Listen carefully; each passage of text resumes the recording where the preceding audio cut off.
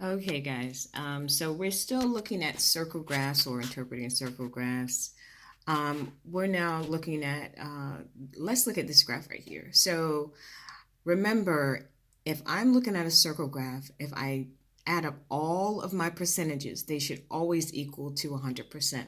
Okay, so now let's look at the example here. It says there are 230 students who participated in sports at Passage Middle School. So the first question is asking how many students participated in hockey. Now we know for a fact that there are 230 students in total. So that's 100% of the students, 230. But we want to know how many students participated in hockey. So in order to answer this question, we have to look at our graph. So out of the 230 students, 30% of them participated in hockey. Now, how can I find out how many participated? Well, what we have to do is we actually have to take this percentage and turn it into a decimal. And remember, anything out of a percent is anything out of 100. So this is 30 out of 100. So in order for us to get a decimal, we have to first turn it into a fraction, which is 30 over 100. 30 over 100, if I put that in my calculator, is going to get me 0.30. Okay? Now I have to take that decimal and I have to say it's 30% of. So 30% of is 0.30 of what? Of 230. So it's 30% of 230 people. Okay, so now that of means that I have to multiply. So it's 0.30 times 230. If I put that in my calculator, I'm going to get 69. So to answer this question, how many students participated in hockey?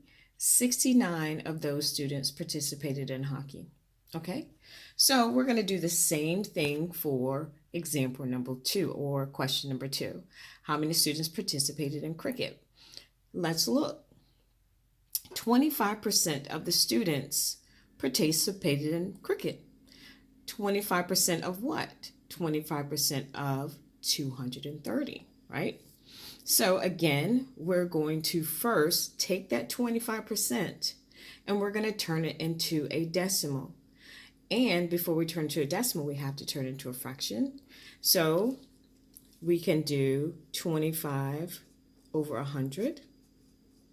And if I divide 25 divided by 100, I'm going to get 0.25. And you can also, real easy, knowing that if you take a percent to a decimal, all you have to do is move the decimal here 2 places to the left, 1, 2, and you'll get 0.25. Okay, so that's another way of getting 0.25 other than dividing it. So let's go ahead and continue. So now you have your decimal, and just like we did in our previous, it's 25% of the total amount of students.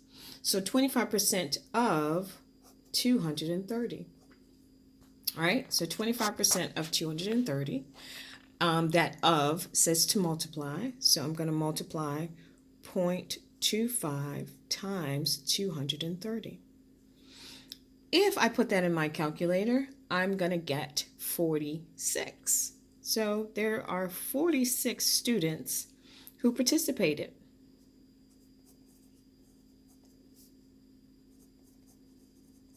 Okay. Now, what I want you to do is see if you can do this one on your own. How many students participated in volleyball? Go ahead and pause and see if you can do it on your own. Once you finish, come back.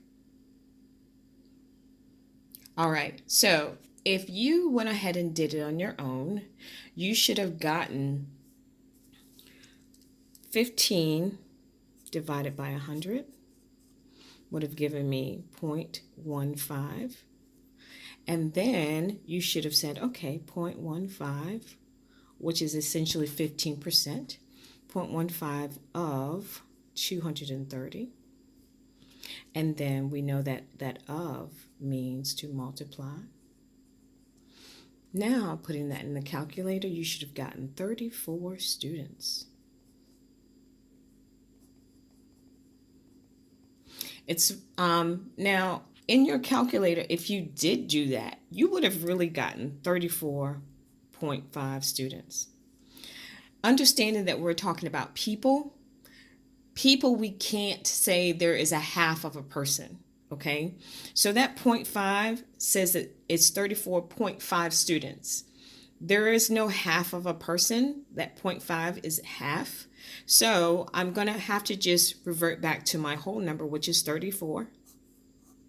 And so there are 34 students who participated, not 34.5 students. Okay, I hope this helped.